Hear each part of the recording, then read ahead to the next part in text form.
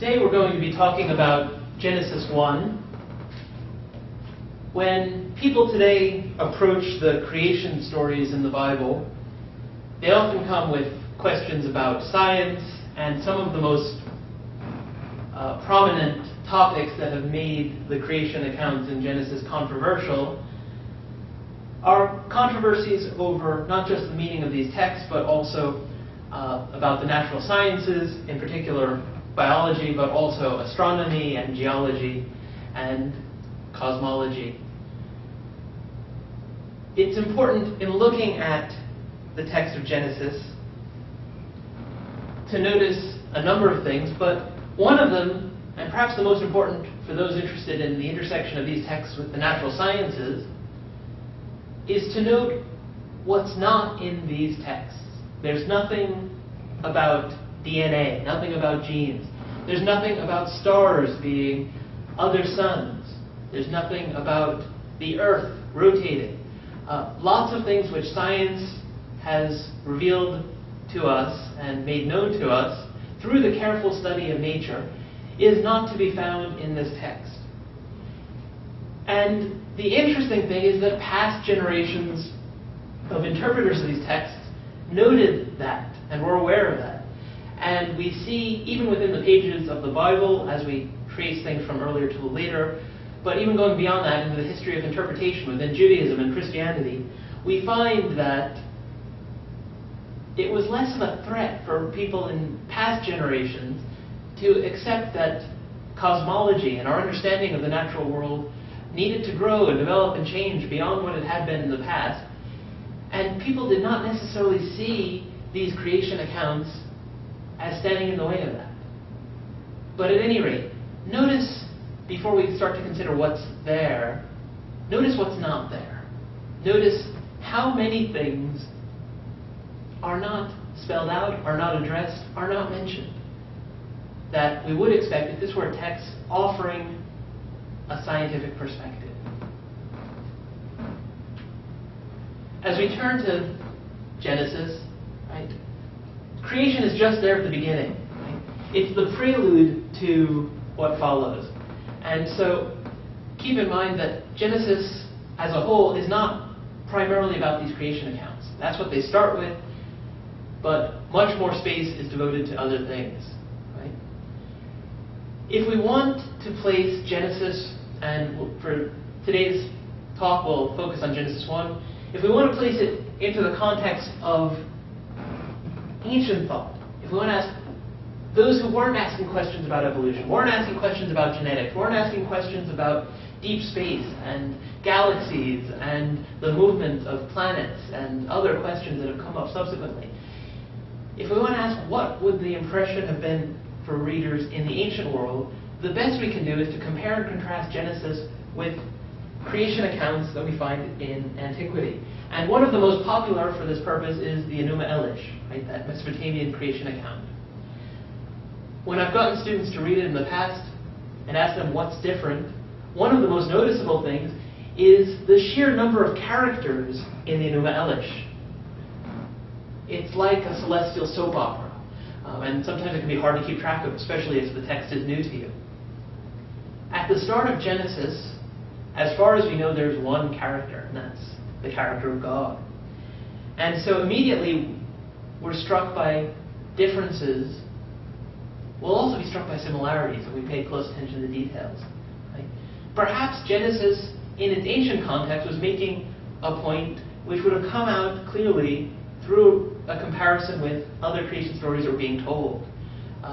Genesis 1, whether this term is appropriate or not is something scholars of religion have debated, but it's certainly a step in the direction of what we today call monotheism, right? The idea of one God who creates sovereignly. Some of the ideas that we find in the Enuma Elish are reflected in greater detail in the Bible than we find in Genesis. Right? And so, for instance, we find the language of God fighting a sea monster called Rahab in several texts. Right? And it's not surprising that this language is also connected with the Exodus. Right? God splitting the sea monster after defeating it, and God splitting the sea in the Exodus and leading the people safety. Creation and redemption were paralleled in Jewish thought, and that's reflected in the use of this language. We also find God versus Leviathan, the sea monster, and it seems to be the same character, just referred to by different means. In Genesis 1, by way of contrast with not just the Enuma Elish, but these other texts from the Bible, there's no conflict with the sea monster. And while at one point God is said to create the sea monster, in Genesis, when it comes to the parting of waters, no fight is involved. And indeed, throughout Genesis 1, God speaks and it's done. So that's another point of contrast between Genesis 1 and other creation accounts from Mesopotamia, but also from ancient Israel. If we ask about similarities, there's some striking ones, but here I want to note one in particular. In terms of what is assumed to be the case in the natural world, we find that there's a striking agreement. In the Enuma Elish, right, the creator god Marduk defeats Tiamat, this multi-headed dragon that represents the primordial waters, cuts her in half, and uses half to make the sky, the waters above, and half to make the sea, and fixes an arch or a dome to keep the waters above in their place.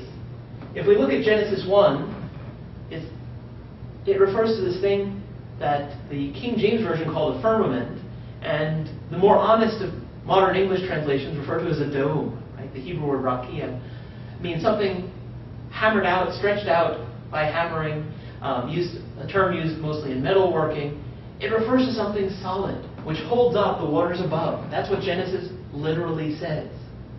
And so in terms of its depiction of the natural world, Genesis 1 is closer to what ancient people thought than to anything that a modern person could accept. And it highlights the hypocrisy, if I may call it that, of groups such as the unearthed creationists, that they're not calling for you to believe in a literal dome. They're not calling for a belief in waters above in the sense in which Genesis talks about them. They will take this language and try and turn it into something that they hope that people will be gullible enough to believe, a giant vapor canopy or something else of that sort, which is not what Genesis literally says. And so they're claiming to be faithful to what the text says in the original languages, to its plain meaning, to its literal meaning, is in fact deceptive. Genesis 1 shares with the Enuma Elish, shares with its ancient context, belief that there is a dome over the earth holding up waters above. And so it agrees on the natural world. It doesn't know more advanced science than others knew in that time. Its point in relation to what people knew in that time and believed in that time is presumably a theological one. Its depiction is monotheistic. God creates sovereignly without struggle, and there are no other gods or forces which can put up a fight. Right? The primordial waters might exist from the beginning. We're not told where they came from. They're there at the beginning of Genesis.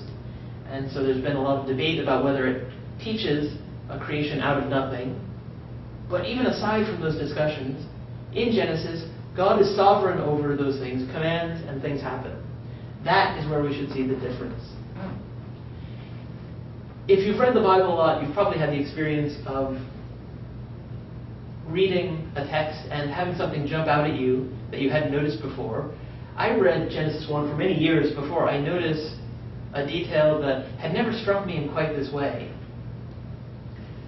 At one point, Genesis says, "And the waters were gathered together into one place called seas." And that's not the world as we know it. Right? There are vast oceans, but they're not all in one place in any meaningful sense. They're interconnected, to be sure, but there's water and land, and they're interspersed. But if we think about ancient Israelites living on the eastern side of the Mediterranean, the known world was land stretching off in all directions, as far as anyone had explored, with waters gathered together, for the most part, in one place called seas. Right? The Mediterranean Sea being the Great Sea, right? Sometimes simply referred to as the sea, but the author talks about seas. They're aware that there are multiple seas, the Aegean, the Black Sea, which are interconnected there, the Red Sea. waters in one place with land stretching in all directions. The world as known to people living on or around the Mediterranean Sea in the ancient world. If we were to take Genesis literally and perhaps supplement what it tells us with other texts which mention things like the windows of heaven, that the rains come through, we might end up with a picture of the world that looks like this. No one in the present day takes Genesis literally. What it's important to note for those who are approaching this text not simply out of academic interest, but from the perspective of religious faith, is that in the history of interpretation of this text,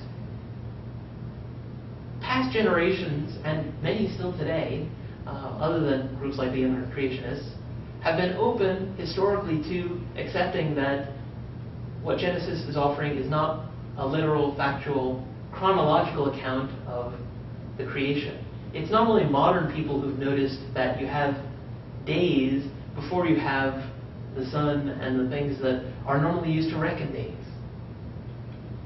If we work through the details of Genesis 1, right, we'll find that it has a lot of the characteristics of poetry.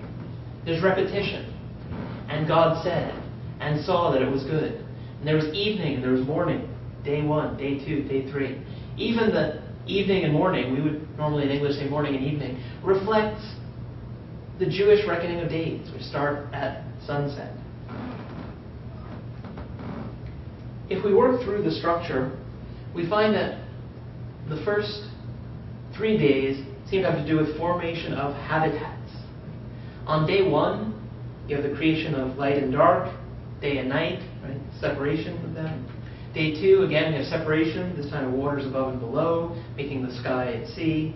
And on the 3rd day, separation between water and dry land to allow dry land to appear. On day 4, we have the creation of the sun, moon, and stars, the celestial entities that inhabit the day and the night. And they're not called by their Hebrew names for sun and moon, presumably because those were names of deities for ancient peoples, right? And so they're simply called lamps, right? Bearers of light that God created separately from them. And so they're demoted from the status of deity in Genesis 1. That is the point, not astronomy. On day 5, birds and fish. Why birds and fish together? Well, they're the entities, the organisms that dwell in or upon the face of, to use the phrase in Genesis 1, the sky and the sea, the waters above and below. And on day 6, land animals, including human beings. And rounded off with a Sabbath rest. So there's parallel between the 1st and 4th, the 2nd and 5th, the 3rd and 6th day.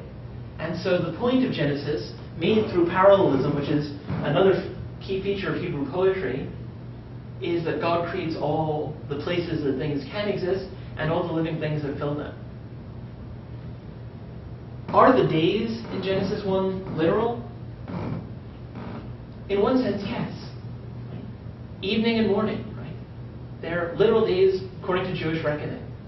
But the whole scheme, the whole system of having a divine work week is itself something which we are probably not supposed to take literally. And there are clues within the passage which would encourage us to think that way. And so it's not just modern science that raises these issues. And so let me conclude by emphasizing once again some of the points we've considered. Genesis 1 doesn't talk directly and doesn't talk explicitly about the things that are of interest to people living in a scientific age. Against the backdrop of ancient creation stories and ancient culture, the point it seems to be making is not about the natural world. Genesis seems to agree with other ancient creation stories about the details of the natural world, rightly or wrongly, but it disagrees with those other creation accounts in depicting one supreme God who has no rivals and really faces no opposition in creating. And the contents of Genesis, waters in one place, presumably the seas, known to the ancient Israelites, the dove that's mentioned. These details are not taken literally And the parallelism and poetry of this passage perhaps suggests that neither should it be. And so it's not simply in light of science that we refrain from taking this text literally.